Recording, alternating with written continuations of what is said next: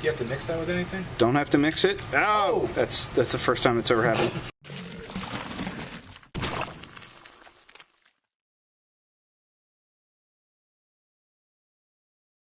We're going to go ahead and start by reupholstering the computer chair instead of getting started on the car seat. We don't want to start on the car seat until we know what we're doing. We're going to be installing this foam on the bottom of this chair.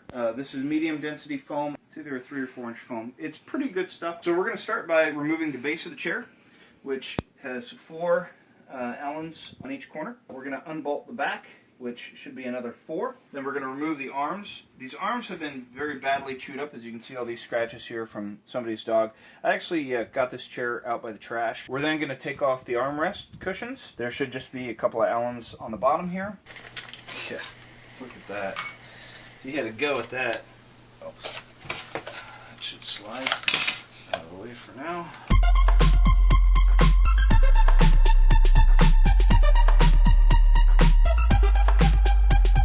And nicely bent, this section is bolted, it actually curves upwards.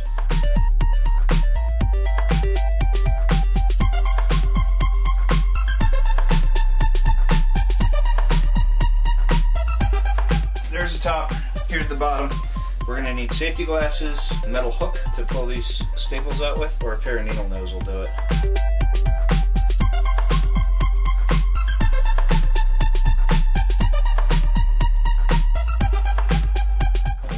That. It's a spacer for the base. Oh.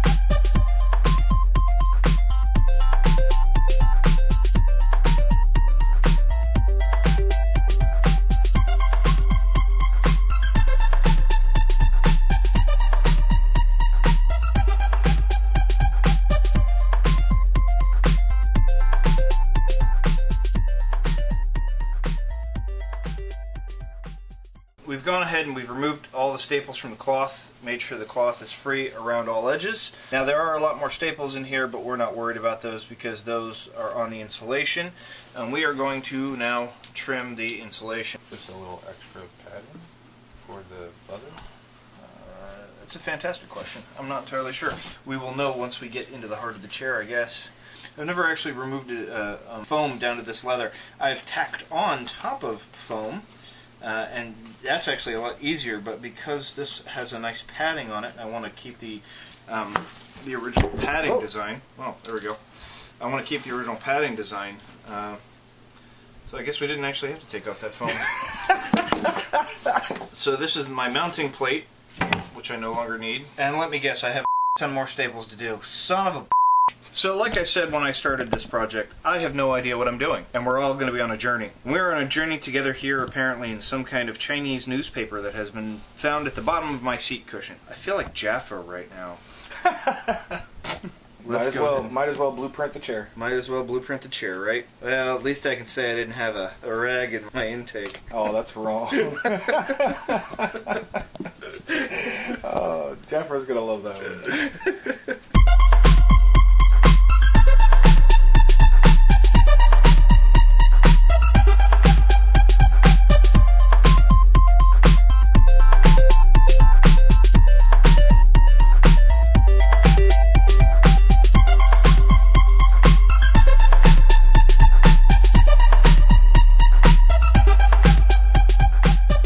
We've gone ahead and sanded the entire piece. It's all feathered out very nicely. It's nice and smooth. But there are still going to be some problem areas, obviously, that we need to take care of. So what we're going to be using is a 3M Bondo Glazing Putty. I use this a lot for modeling and things, so it fills in gaps very nicely. It's easy to sand. This piece itself is already structurally sound, so I'm not really worried about having the Bondo itself having to hold any weight. Because of that, we can use this without any real worry. You have to mix that with anything? Don't have to mix it. Oh! That's the first time that's ever happened. So, you just take the Bondo. Normally you don't have to shake this stuff, but in this case, because I've been using it, I've used it so rarely, apparently we're going to have to mix it up a little bit on the inside. Hey, I'm not a professional. We're learning as we go, right? We're learning as we go.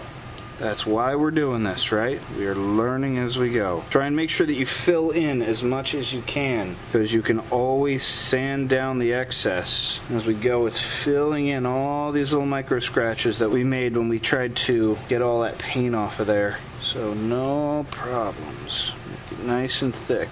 Oh, there went my glove. I'm going to have to go with a thicker glove. Should go on nice and smooth. This whole section was completely uneven, and I hope that I can bring it back and make it smooth and natural looking by the time I'm done. There we go. Okay, we're going to leave it like that for now. We're going to let these two sides dry, and then we will come back once they are dry. Looks like icing on a cake, right? And it's pretty rough. Yeah, it's pretty rough. And it'll look real good once it's sanded down, but right now, you know, it's going to be chunky and nasty, and that's fine, normal. So right now, what I'm looking for those of you that don't know what feathering is, when it comes to sanding, I highly recommend that you look up some YouTube videos on feathering. So what I'm trying to do is I'm just trying to fill in the spots where my feathering was not good. By the way, you buy this filler in the automotive section. In most automotive stores, that's what this is used for, but I use this for modeling stuff, like filling joints between characters. So right now I'm just trying to feel around with my finger to feel for those low spots, that way I can fill them in. And I don't want this to be super thick. It doesn't have to be thick, it just has to fill in the spots, that's it. What I really need is a section here that I can make an example out of. I think the ball section is probably the section that has the most problems. I mean, you can see those deep gouges all over it, right? We've already filled it in once, but we're going to go ahead and fill it again. Smooth little stroke over. And you can see how that went and filled in all those gaps. And when we come back and sand it, it'll sand flat.